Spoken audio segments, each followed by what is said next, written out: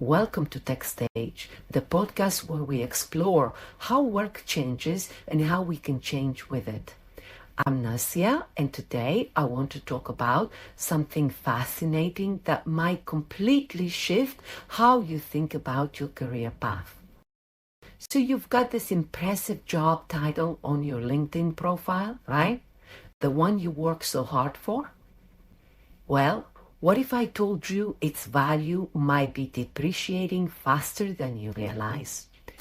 Research shows professional skills now have a half-life of about 5 years generally, and technical skills fall to half their value in just 2.5 years. Remember when knowing Excel formulas made you the office MVP? That time has passed. The World Economic Forum has tracked how quickly skills lose value, and the numbers are striking. What once took 30 years to become half as valuable now happens in under 5 years for most skills. And this acceleration affects every field, not just technology. Manufacturing, healthcare, education, marketing, all experiencing this rapid skill depreciation. According to IBM's research, many specialized abilities now lose half their value in just 2.5 years. Think about technology you bought a few years ago. That phone you thought was amazing when you first got it. Now it feels basic. Professional skills follow a similar pattern, except the decline happens even more rapidly. Let me share some context on this shift. 40 years ago, professional skills typically stayed relevant for over a decade. In 1980, skills kept their value for 10 plus years. By 2017, the World Economic Forum found that had compressed to 5 years. In 2021, general skills had a half-life of about 4 years. And now, in 2025, technical skills depreciate in just 2.5 years. This trend continues accelerating. The expertise that makes you valuable today might be automated or obsolete remarkably soon. So what replaces experience in this new reality? Learning agility. PSI research found a clear statistical link between learning agility and job performance. People who score higher on learning agility outperform others across all metrics, completing tasks, understanding context, and overall effectiveness. Learning agility goes beyond simply being intelligent. It measures how quickly you adapt and apply new information. When I first heard about this concept, I thought it sounded abstract, but it's actually quite concrete when broken down. Learning agility consists of 5 connected abilities that shape career progression. First, mental agility. This means approaching problems from fresh angles and staying comfortable with complexity and unclear situations. Second comes people agility. This involves learning from experiences, treating others positively, and maintaining resilience when pressure builds. Third is change agility. People with this quality show curiosity and passion for ideas. They experiment regularly and build skills continuously. Fourth, results agility. This means performing well under difficult conditions while inspiring teams and building their confidence. And finally, self-awareness.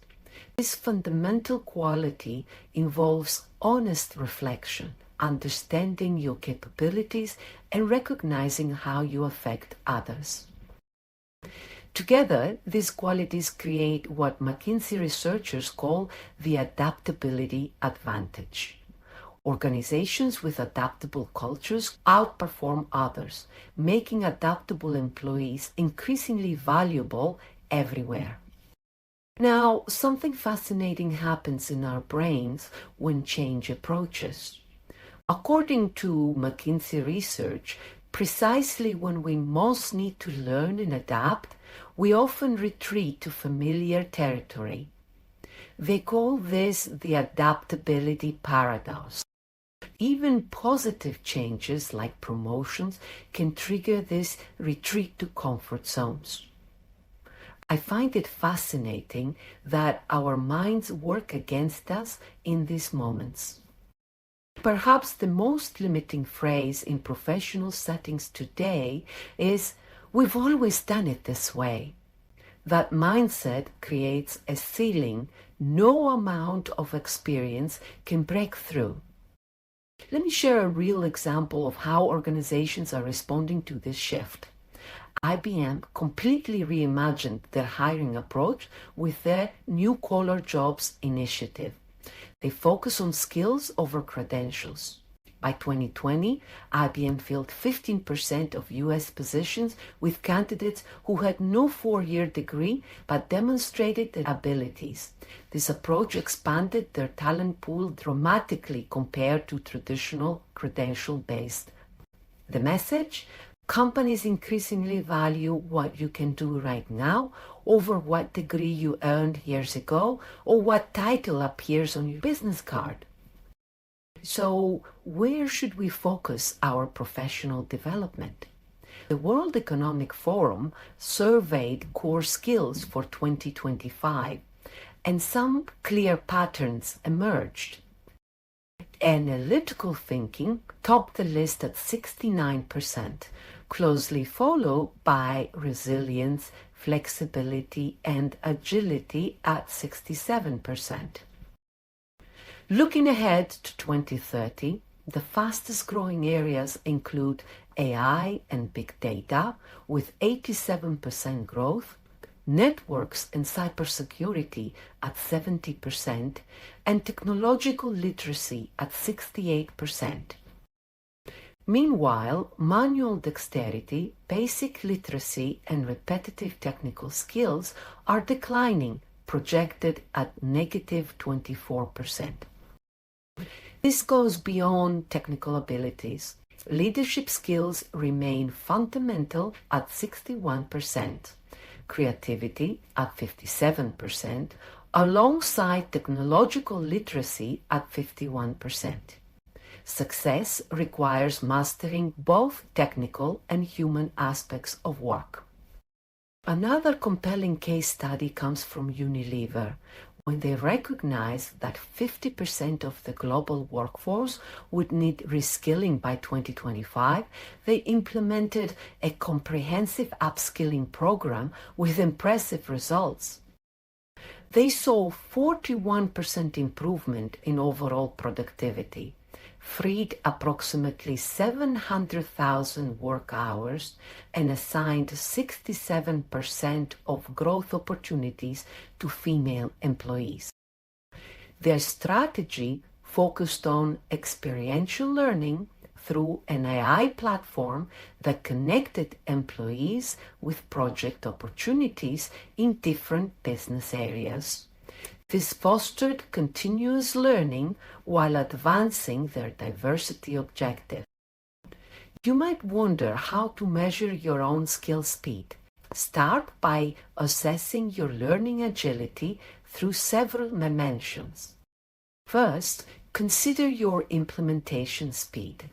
How quickly do you act on new ideas and information? Agile learners implement faster, allowing them to refine while others remain stuck planning. Next, examine your adaptability. Can you modify your approach when situations change? The ability to adjust as needed becomes increasingly valuable in dynamic environments.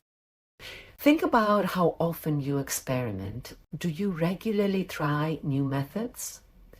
People who experiment find efficiencies and innovations that others completely miss. How comfortable are you stepping outside familiar territory? Growth occurs at the edges of your competence, not in its center. Finally, how effectively do you learn from diverse perspectives? Complex future problems require multiple viewpoints and approaches. The most challenging aspect of this transition isn't actually learning new skills. The real difficulty lies in unlearning the outdated belief that experience alone creates value. McKinsey found that despite clear evidence, many professionals still focus primarily on refining current skills rather than developing future ones. This mindset shift requires honest self-examination. Ask yourself, do I define my professional identity by titles or capabilities? Do I spend more time using what I know or exploring what I don't? Is my learning reactive, happening only when forced, or proactive, occurring before absolutely necessary? Your answers reveal whether you're positioned for future growth or holding onto a depreciated model of professional value. So, how can you accelerate your skill speed? Several practical steps can help. Start with a skill audit. Evaluate your abilities based on future demand, not past success. Consider the 5-hour rule practiced by successful leaders like Bill Gates and Elon Musk. They dedicate at least 5 hours weekly to deliberate learning. Schedule this time as non-negotiable. Seek out challenging assignments. Volunteer for projects requiring skills you haven't yet mastered. Actively request performance feedback and implement changes based on it. Self-awareness forms the foundation of all other adaptability dimensions. Valuable innovations frequently emerge where disciplines intersect. In a rapidly changing work environment, those who adapt quickly will succeed, while those relying on past accomplishments risk becoming obsolete. This affects not just job security, but your continuing relevance and impact. The traditional career ladder has transformed into something more fluid, a career web where movement happens in all directions based on skill acquisition rather than time served. Your capacity to learn might be your only lasting competitive advantage. So I'll leave you with this question to ponder. If your most valuable professional skills lose half their value in less than 5 years, what percentage of your current work week are you spending on acquiring skills that will matter 5 years from now? That answer might determine whether your career points toward growth or decline in the accelerating future ahead. This is Nasia. Thank you for listening to Techstage. Until next time, let's stay connected.